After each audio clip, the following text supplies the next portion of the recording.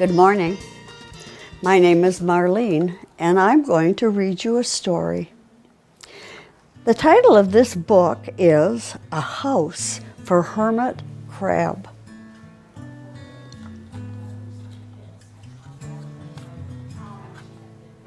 Hermit crab lives on the ocean floor. Their skin is hard, except for the abdomen, which is soft.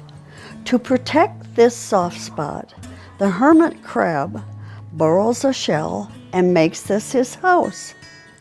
Then only his face, feet, and claws stick out from the shell. That way it can see, walk, and catch his food. When a hermit crab is threatened, it withdraws into its shell until the danger has passed. "Time to move," said Hermit Crab one day in January. "I've grown too big for this little shell." He had felt safe and snug in his shell, but now it was too snug. Hermit Crab stepped out of the shell and onto the floor of the ocean. But it was frightening out in the open sea without a shell to hide in. "What if a big fish comes along and attacks me?" he thought. "I must find a new house soon." Early in February, Hermit Crab found just the house he was looking for. It was a big shell and strong. He moved right in, wiggling and waggling about inside to see how it felt. It felt just right. But it looked so plain, thought Hermit Crab. In March, Hermit Crab met some sea anemones. They swayed gently back and forth in the water. "How beautiful you are," said Hermit Crab. "Would one of you be willing to come and live in my house? It is so plain, it needs you." "I'll come," whispered a small sea anemone. Gently, Hermit Crab picked up with his claw and put it on his shell. In April, Hermit Crab passed a flock of starfish moving slowly along the seafloor. "How handsome you are," said Hermit Crab. "Would one of you be willing to decorate my house?" "I would," said a little sea scar. Hopefully, Hermit Crab picked it up with his claw and put it on his house. In May, Hermit Crab discovered some coral. They were hard and didn't move. "How pretty you are," said Hermit Crab. "Would one of you be willing to make my house more beautiful?" "I would," creaked a rusty coral. Gingerly, Hermit Crab picked it up with his claw and placed it on his shell. In June, Hermit Crab came to a group of snails crawling over a rock on the ocean floor. They grazed as they went,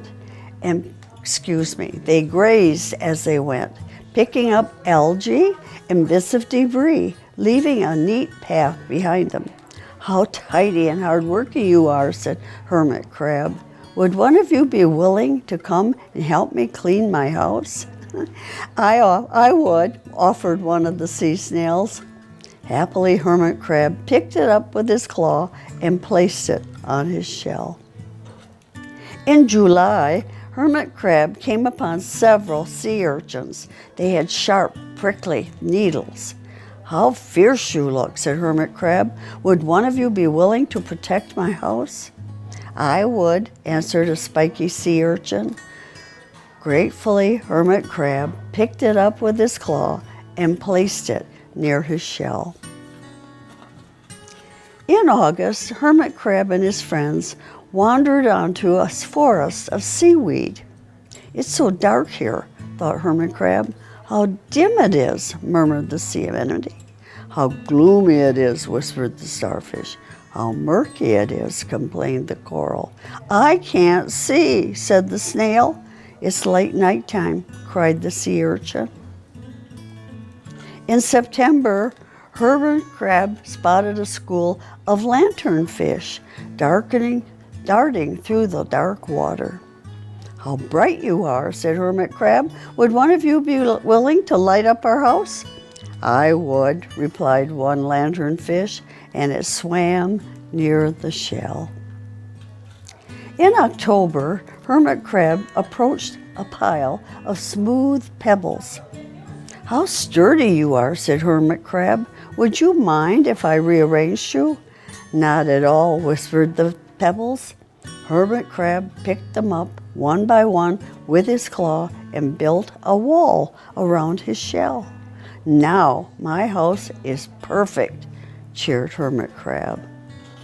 But in November, Hermit Crab felt that his shell seemed a bit too small. Little by little, over the year, Hermit Crab had grown. Soon he would have to find another bigger home.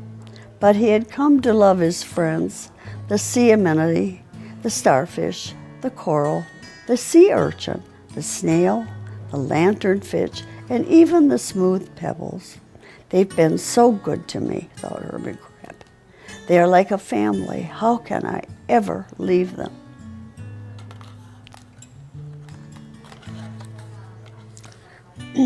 I have outgrown my shell. In December, a smaller Hermit Crab passed by. I have outgrown my shell, she said. Would you know of a place for me? I have outgrown my house too, said Hermit Crab. I must move on. You are welcome to live here.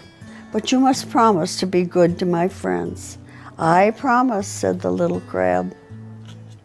The following January, Hermit Crab stepped out and the little crab moved in. Can't stay in that little shell forever, said Hermit Crab as he waved goodbye. The ocean floor looked wider than he had remembered, but Hermit Crab wasn't afraid. Soon he spied the perfect house, a big empty shell. It looked, well, a little plain, but sponges, he thought, barnacles, clownfish, sand dollars, electric eels. Oh, there are so many possibilities. I can't wait to get started. And that's the end of that story. In the back of this book, it tells about all the things in the water that the little crab had picked up to build his house.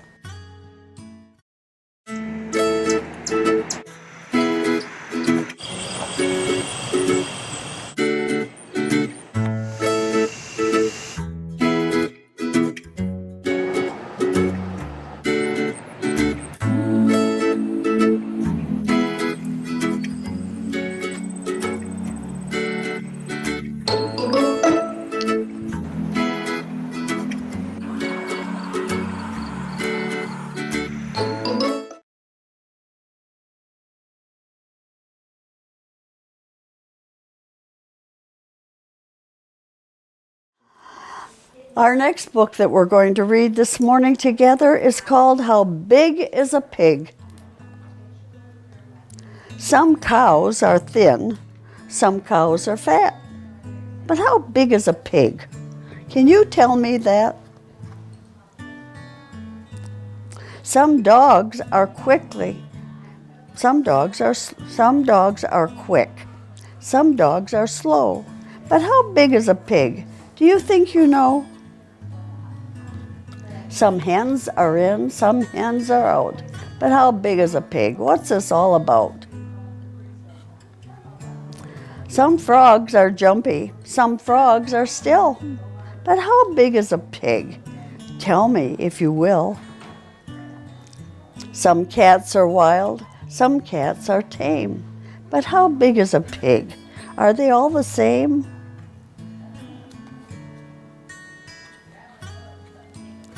Some bees fly high, some bees fly low. But how big is a pig? Tell me if you know. Some geese are dirty, some geese are clean. But how big is a pig? How many have you seen? Some horses are young, some horses are old. But how big is a pig? Have you been told? Some sheep are quick, some sheep are black, some sheep are white. But how big is a pig? Can you answer right? Some pigs are big, some pigs are small. But this pig is my mama, and she's the biggest of us all. This is called a noisy book. It should be fun. Poor little Muffin, his eye hurt him, so they took him to the dog doctor. And there was Muffin with a great big white bandage over his eyes. Everything looked as dark to him as when you close your eyes. But Muffin could hear. Then Muffin went down the street on his way home. He pricked up his ears and heard all the noises on the street. First he heard the big noises, men hammering, bing, bing, bing, automobile horns. I can't do that. Beep, beep, beep. Then he heard the biggest noise on the street. It was a fire truck. Then the sun began to shine. Could Muffin hear that? Then he heard the little noises. Bzzz, bzzz, a bee. Swish, swish, car wheels. Chirp, chirp, a bird.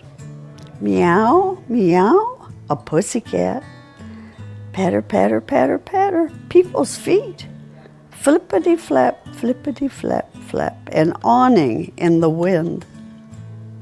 It began to snow, but could Muffin hear that? Then he heard a little noise, and he didn't know what it was. Squeak, squeak, squeak. It was not a mouse. What could it be? Was it a big horse going squeak, squeak, squeak? No. Was it a policeman going squeak, squeak, squeak? No. Was it a garbage can? No.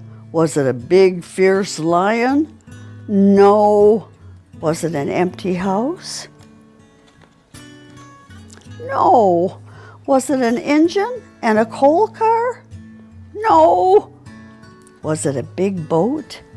No. Was it an airplane? No. What do you think it was? It was a baby doll, and they gave the baby doll to Muffin for his very own. The name of this book is called The Blessings Jar. Punky Grace frowned as she started out the window. It was a grumpy morning, an icky, awful morning. I really wanted to practice my dance with Guyana today. Why can't she play even if she's sick? Punky's grumpies would not go away. As soon as Punky walked into the kitchen, her grandmother noticed her sad face. Is someone having a bad morning? I'm having a grumpy morning, Grammy. An icky, awful morning. Nothing fun is going to happen today. Grammy gave Punky the "it's going to be okay" kind of hug that only a Grammy can give. I know the perfect cure for the grumpies. Look what I've got here, Punky. Grammy showed her a big glass jar. It's a blessings jar. Why don't we go on an adventure today and try to fill the jar with things that remind us of God's blessings? Punky thought about it. She did like adventures. Let's see, said Grammy. I know you like helping Mommy in the garden. Let's add a flower to the jar, and maybe you won't feel so grumpy. Grammy took a beautiful big bloom and dropped it into the blessings jar. Now you'll remember what flowers are. One good thing God gives us. And she and Grammy headed towards town. Punky forgot how grumpy she was, especially when she saw her grandpa by the ice cream stand. She smiled as she licked the scrumptious ice cream cone he handed her. It was a bubblegum flavor, her favorite, and chocolate, her second favorite, and strawberry, her third favorite. Maybe today won't be too terrible, Punky thought. Thanks for the triple dipper, Puppy. That was a yummy blessing. She looked at the picture of the ice cream cone on her napkin and dropped it into the blessings jar. When they reached home, Punky headed for a giant pile of leaves beneath the oak tree. Jake was quick to follow her over the leaves, under the leaves, and through the leaves until he was covered in orange and yellow. Grammy, doesn't Jake look silly with his fur full of leaves? Asked Punky. I'm putting this leaf into the blessings jar to remind me of my very favorite puppy. It was cookie time. Baking with Grammy always made Punky smile. Grammy, since Guyana is sick today, why don't we give her cookies to her? That will make her feel better. She stirred the batter and held up the spoon for Grammy to have a lick. After all, you and I make the best super-duper snickerdoodles in the world. Of course we do, said Grammy. Warm blessings from the oven are some of my favorites, and giving them away makes them even more special. She smiled as Punky dropped a cookie cutter into the jar to remind her of shared sugar-doodle blessings. A few hours later, the night sky was full of stars, and Punky's eyes were full of wonder. Look at all the stars, Grammy. Maybe God sprinkled sparkly sand all the way across the sky, as far as we can see. Maybe he did, Grammy said with a smile. Why don't you sprinkle some sand into the blessings jar to help us remember this extra sparkly night? You are quite a star blessings finder now. Punky snuggled against her grandmother. Know what, Grammy? I was so busy looking for blessings today that I lost all my grumpies, all because of you. I should try to put you in the jar, but I think you're too big. They couldn't help but giggle. Punky Grace looked at the jar full of prettiness and happiness. I thought that only icky, awful things would happen today, but God filled my blessings jar all the way to the tippy top. God must be the busiest blessing of them all. The name of this book this morning is called 999 Frogs. Wake up.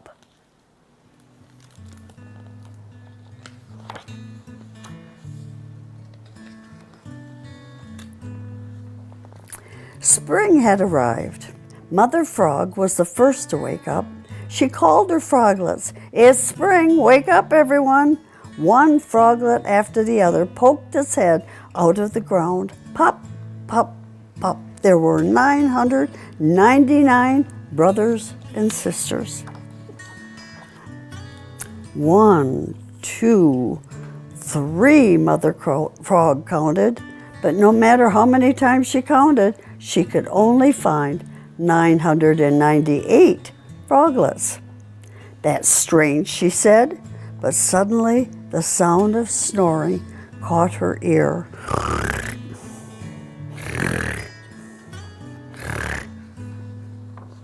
It's your big brother, called Mother Frog. He's still asleep.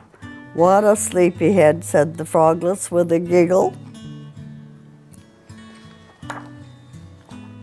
Mother Frog called out to Big Brother, wake up, sleepyhead. Big Brother finally woke up. Good morning, Big Brothers, said Mother Frog and the froglets. Oh, hi, good morning, said Big Brother, still a little sleepy. But then they heard snoring again. Who is that? They cried. Someone else is still sleeping? I'll wake him up, said Big Brother. Hey, sleepyhead, it's time to wake up. What happened? Said a low voice. Then suddenly an old turtle popped his head out of the ground and asked, Did I miss spring again? No, the cherry trees are just blossoming, answered the froglets. The old turtle looked up at the blossoming cherry tree and said, "Oh, it's so beautiful. I always oversleep and miss seeing the flowers, but this year I'm awake on time. Thank you." Big Brother was happy to hear the turtle's words. But then the froglet said, "Over here, it's another sleepyhead." "Who could that be?" asked Big Brother. He lifted the stone and saw a lizard sleeping soundly. "What a sleepy lizard," said Big Brother. "Wake up, it's springtime now." The lizard woke up and climbed onto a stone. "Oh, I feel the warmth on my stomach. Surely spring has arrived," she said dreamily, closing her eyes. The 999 brothers and sisters closed their eyes for a moment as well. Then Big Brother said, "I have an idea. Let's find more sleepyheads." "Yes, let's go looking," said the younger brothers and sisters. "Over here, Big Brother, there are lots of sleepyheads under these leaves," called the froglets. Big Brother lifted the leaves and saw ladybugs sleeping all together. "That's a lot of sleepyheads," he said. "Wake up, spring is here," called the froglets in chorus. The ladybugs began to wiggle and wake up. "Spring is here. I'm so hungry. Have the flowers blossomed yet? The aphids in the flowering fields are delicious. Let's go see." The ladybugs flew away in search of flowers.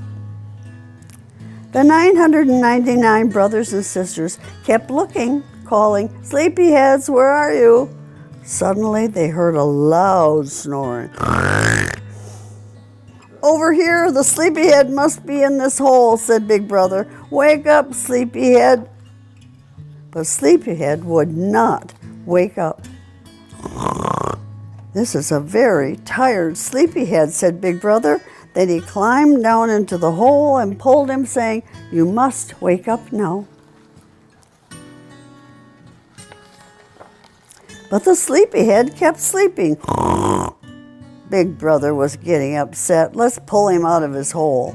"Yeah," shouted the froglets. They all helped Big Brother pull. "Heave ho, heave ho, heave ho," they cried.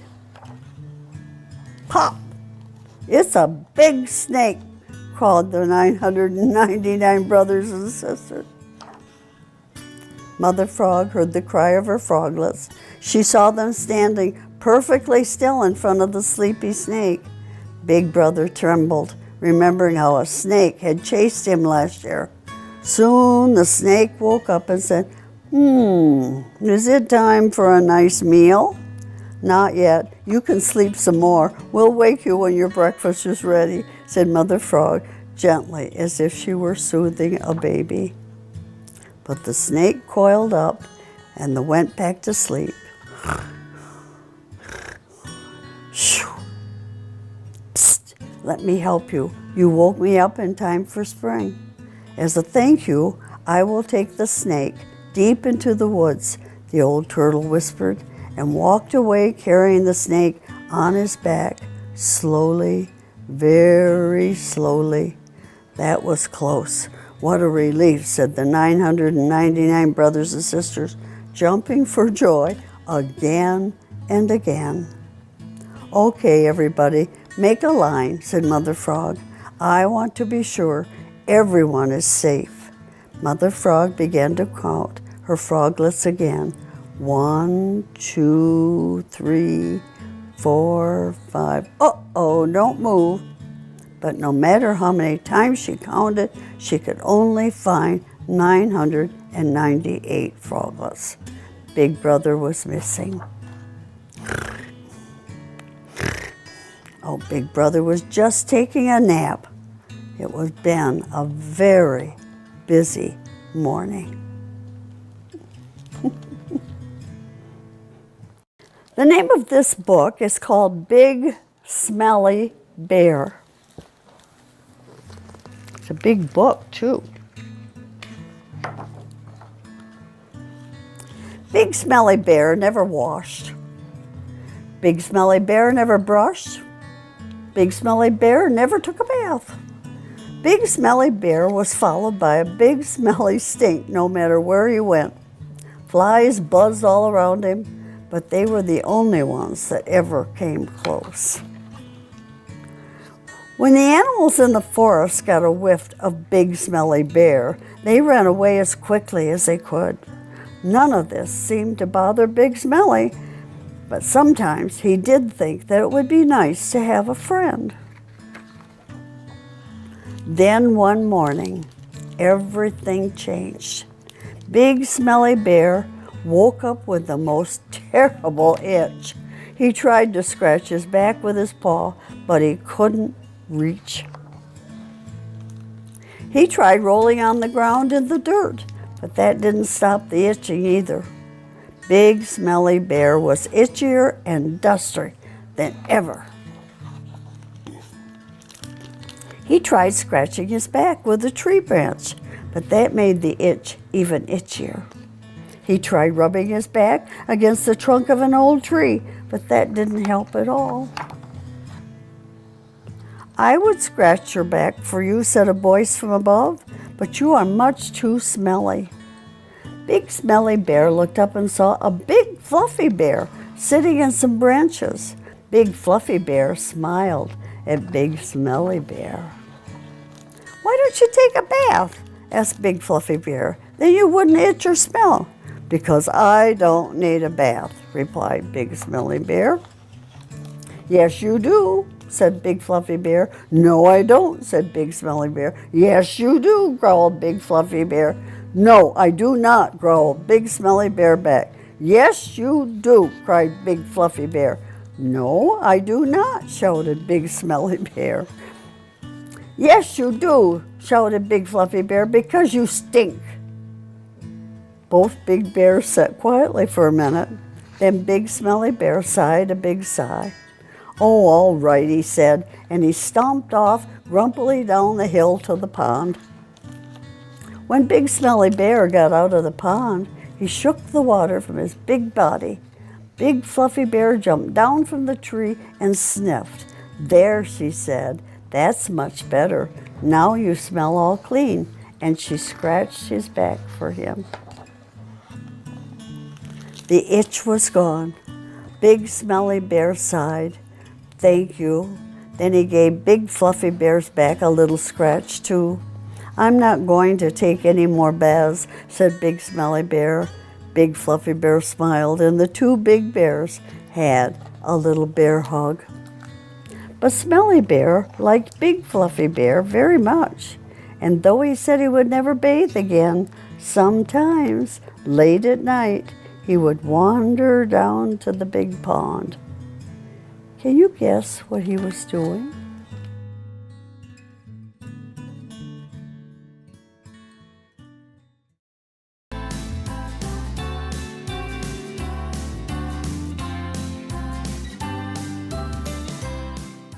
Take off your hat, throw it in the corner. Take off your hat.